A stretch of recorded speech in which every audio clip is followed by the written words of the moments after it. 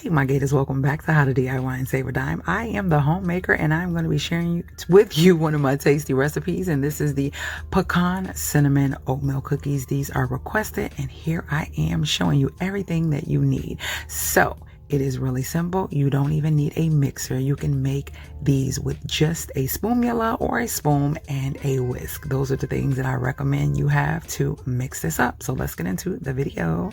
First thing first, you want to preheat the oven, and if you have a convection oven, it's 325. If you have a regular oven, it is 350. So let's get into it.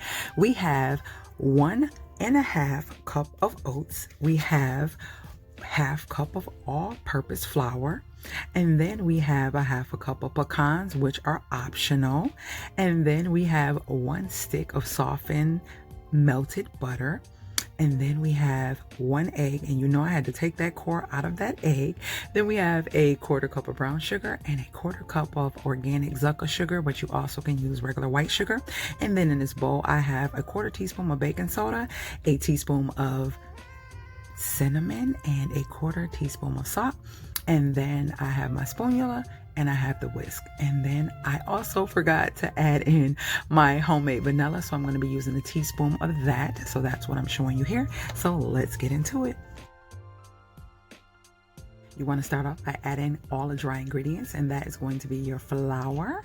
And then after the flour, you're going to add all 3 of those, which is the cinnamon, baking soda, and the salt. And then you're going to take and whisk that all together like so. Make sure it is very well incorporated.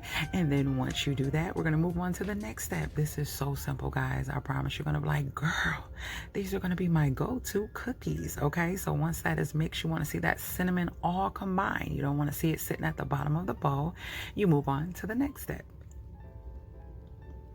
And so that is all of the wet ingredients. So you start off with your butter, and then after the butter, you add the sugars. And then after the sugar, you want to add the egg. Now you want to mix it well until it's really nice and creamy, as I'm going to show you. And then after that, you're going to add your teaspoon of vanilla, and that is it. You add the dry to the wet, and then add your pecans, guys, and all you do now is incorporate it very well. And the next step after that is getting out your cookie sheet, and I like to use a unbleached parchment paper on my cookie sheet. And if I want the cookies to look uniform, I will use a tablespoon measurer and put them out like that. But I usually like mine to look organic. Unless I'm doing them for an event or a client, I just like them to look organic, and they just do as they may when they get in the oven. So now it's time to put these bad boys in the oven, but I decided to clean up in the meantime while we wait, and now they're done. Guys, these are so buttery. They are chewy, but then they have a crisp, buttery texture on the outside. When I tell you, you are going to love these.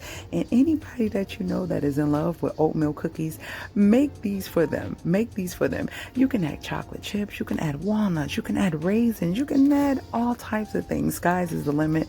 And if you make these, talk to me in the comments. I do talk back. I want to know your feedback, and I will see you guys later, gators. You know I had to put them in my little cake stand. It looks so rustic and it looks organic, and I love the look of seeing something nice and homemade sitting on the counter. Talk to you later.